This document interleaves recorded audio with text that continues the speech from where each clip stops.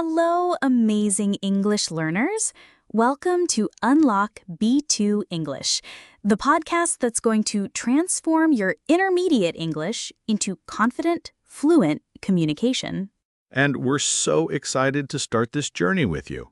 If you're a B2 English learner, you've probably reached a point where you understand a lot, but maybe you struggle with speaking naturally, expanding your vocabulary, or just feeling truly confident.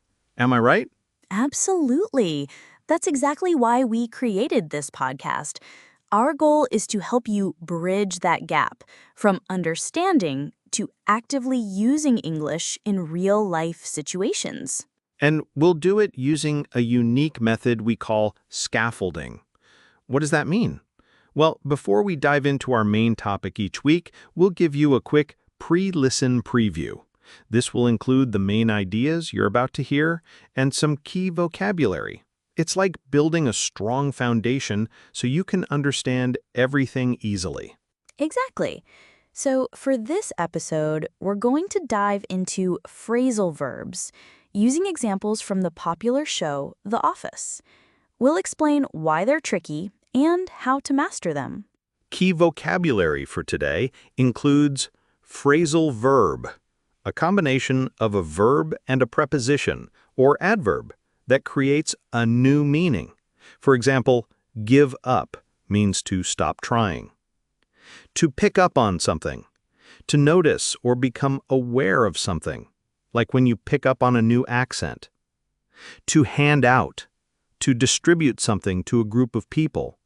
Think about handing out flyers. To run into someone, to meet someone by chance. You might run into an old friend at the supermarket. To call off, to cancel something. For example, they had to call off the meeting. So, get ready to unlock your B2 English potential. Before we continue, think about this. What's one phrasal verb you find really confusing and why? Keep that question in mind as we talk. Sarah, The Office is full of natural, everyday English, including lots of phrasal verbs. Why do you think phrasal verbs are such a challenge for B2 learners? That's a great question. I think a big part of it is that their meaning isn't always obvious from the individual words. For example, look up can mean to search for information or to admire someone. It's not just look plus up. Our podcast is designed to be consistently B2 level, meaning the language, the speed, and the complexity will always be just right for you. We won't jump to C1 or drop down to B1 unless it's for a specific learning point, ensuring you're always challenged but never overwhelmed. That consistency is key.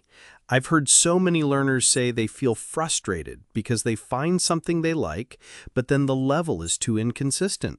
One episode is perfect, the next is too easy, and the one after is impossible. Exactly. And that's where our scaffolding comes in, right? We're not just throwing you into the deep end without warning. We're giving you those life jackets and even a floating platform before you start swimming in the main content. This pre-listening phase is short, but it's incredibly powerful for comprehension. Could you give us a concrete example of how this scaffolding will work for a phrasal verb from The Office? Of course. Let's take the phrasal verb play along. In an episode of The Office, Michael Scott often expects people to play along with his ridiculous ideas. In our scaffolding section for this episode, we'd first introduce this concept in simpler English, maybe even giving a quick synonym or a very brief definition.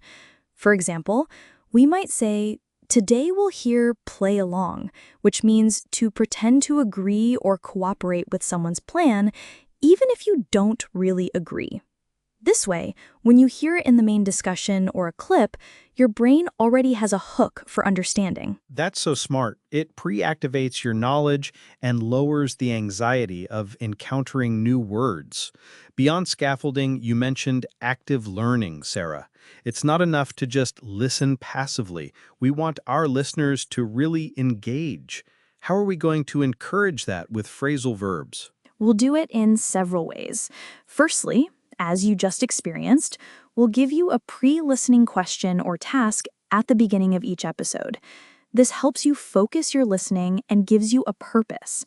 Then, throughout the episode, we'll use clear explanations and examples, often highlighting specific phrasal verbs in context, just like we did with play along.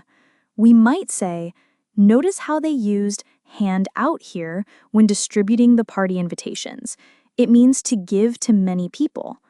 We'll point these things out explicitly so you can internalize them. And then there's the challenge at the end, which I'm really excited about. Yes, the weekly challenge. Every episode will end with a practical, actionable task. For this episode, it could be something like, watch a short clip from The Office and identify 2 phrasal verbs you hear. Then, try to use them in your own sentences this week.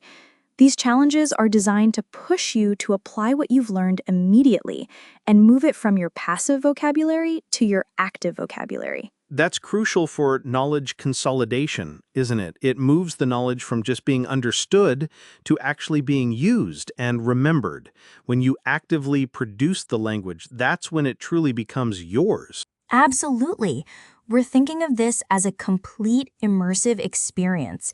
Our aim is to make learning seamless and integrated into your daily life.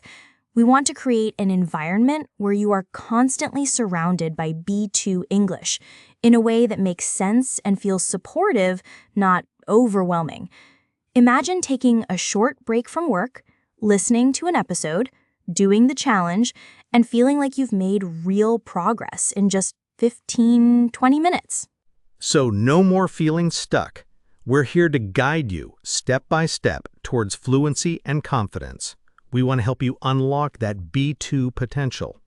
Okay, so let's quickly recap what we've discussed today. We delved into phrasal verbs, using The Office as our learning ground. We talked about our unique scaffolding method, which prepares you for the content by giving you main ideas and key vocabulary up front.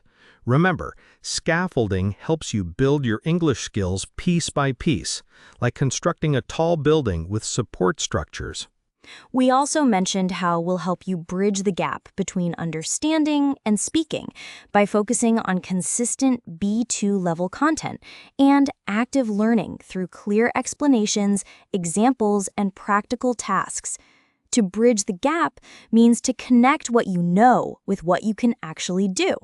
And don't forget the weekly challenges. These are super important for knowledge consolidation and putting what you learn into practice. Our goal is to create an immersive experience for you, meaning you'll be fully engaged in the English language and its practical application. Now, for your weekly challenge, think about a scene from a TV show or movie you like. Can you identify any phrasal verbs being used? Try to guess their meaning from context and then look them up to confirm. Write down your thoughts, or even better, record a short voice note describing it. Share it with a friend, or keep it as a personal reflection. The important thing is to actively engage with the question. The more you use the language, the faster you'll improve. That's it for this episode of Unlock B2 English. We're so thrilled to have you here. We hope you're as excited as we are about this journey. Remember to subscribe to the podcast on your favorite platform so you don't miss any new episodes. Thank you so much for listening. We'll be back in a few days with our next episode, Leave Very Behind. Use these 15 words to sound native. Don't miss it. See you then.